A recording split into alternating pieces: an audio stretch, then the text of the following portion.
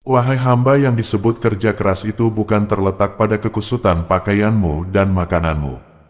Kerja keras adalah terletak pada sikap zuhud hatimu.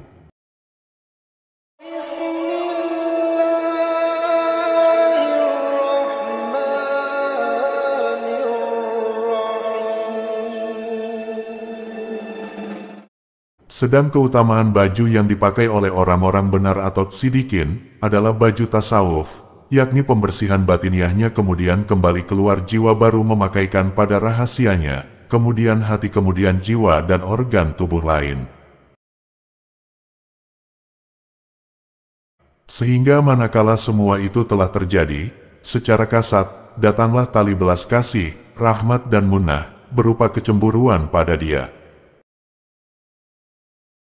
Akhirnya berubahlah cobaan ini tertukar pakaian ketat darinya bertaut dengan baju kesenangan, sakit berganti nikmat, marah berganti gembira, takut berganti sentausa, ibadah meningkat takarub dan fakir berganti kaya. Wahai sahaya, perolehlah kebahagiaanmu dengan jalan bersuhud, bukan dengan jalan senang. Tidak akan sama antara orang yang makan dan menangis dengan orang yang makan sambil tertawa. Setiap pembagian hatimu selalu bertaut al-haq, jika demikian niscaya engkau selamat dari keburukannya. Bila engkau makan dari hasil kerja tangan yang baik ini lebih baik daripada engkau makan dari hasil sendiri tetapi tidak engkau ketahui dari mana sumbernya. Bukankah hatimu keras terhadap amanat, rahmat telah berlalu darimu, hukum syara telah lenyap padahal ia menjadi amanat di antaramu. Sungguh engkau telah menjauhi dan mengkhianatinya. Jika amanat ini sampai lenyap, celakalah kamu. Dalam waktu dekat ini air mata tidak bercucur lagi dari matamu. Suluk di tangan dan kakimu, dan pemuncian al-haq atas pintu rahmatnya bagimu. Karena itu bendunglah mereka dari pemberianmu.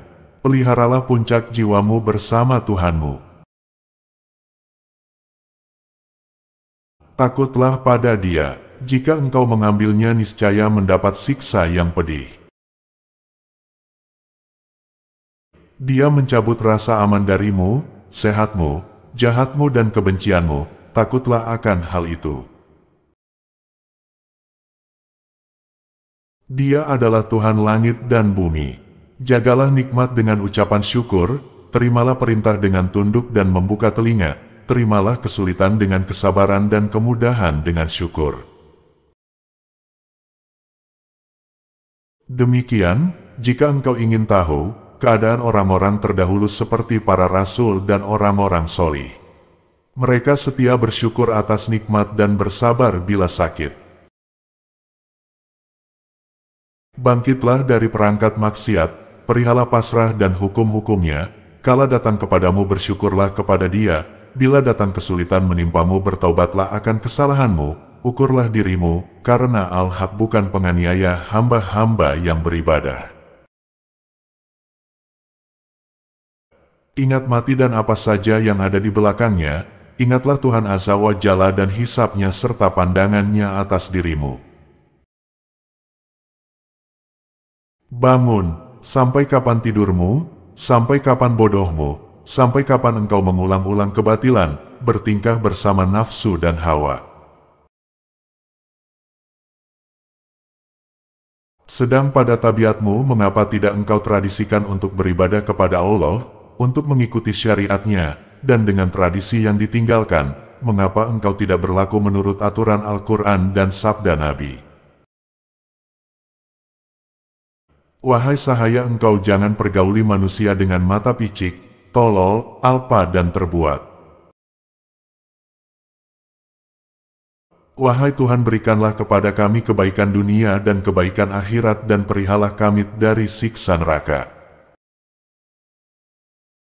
Wahai kaum fakir, engkau jangan berangan-angan jadi kaya karena perbuatan itu bisa mendatangkan kerusakanmu. Dan engkau, wahai pasien, jangan mengimpi-impikan sembuh sebab hal itu bisa membawa kerusakanmu. Jadilah engkau manusia berakal. Peliharalah buah hidupmu dengan pujian atas perkaramu, terimalah ketentuan yang datang padamu dan jangan sekali-kali engkau cari tambahan atasnya.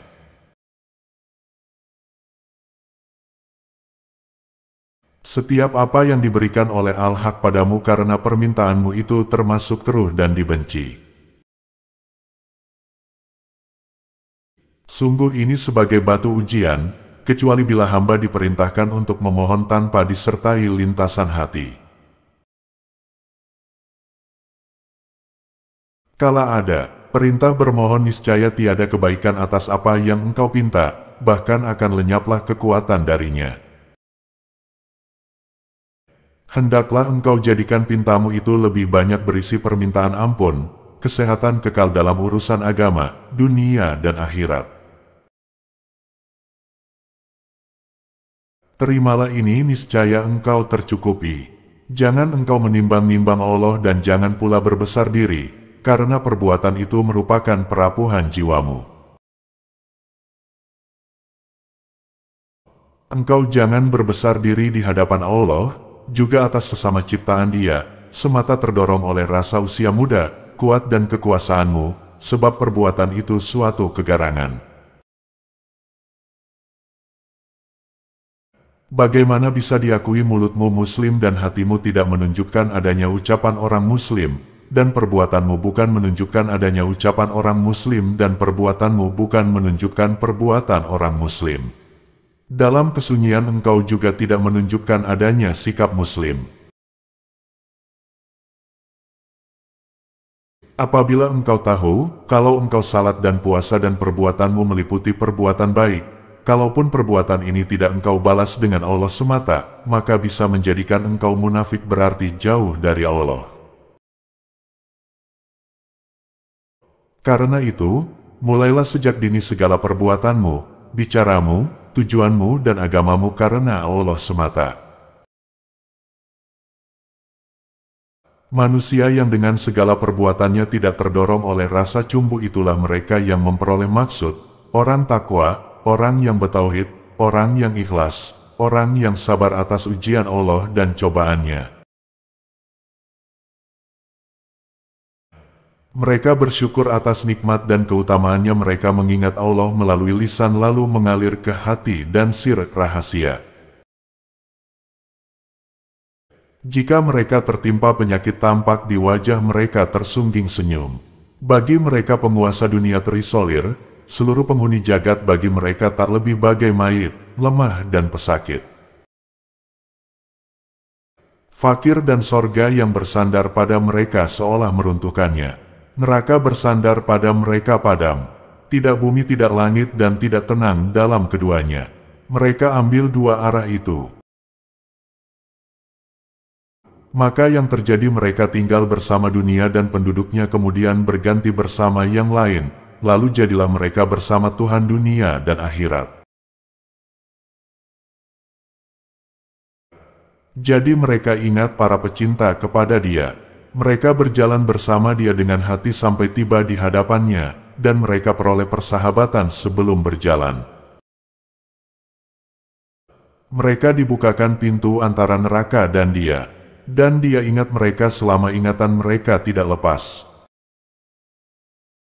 Sehingga tergarislah keinginan mereka atau pertolongan mereka atas dosa-dosa mereka.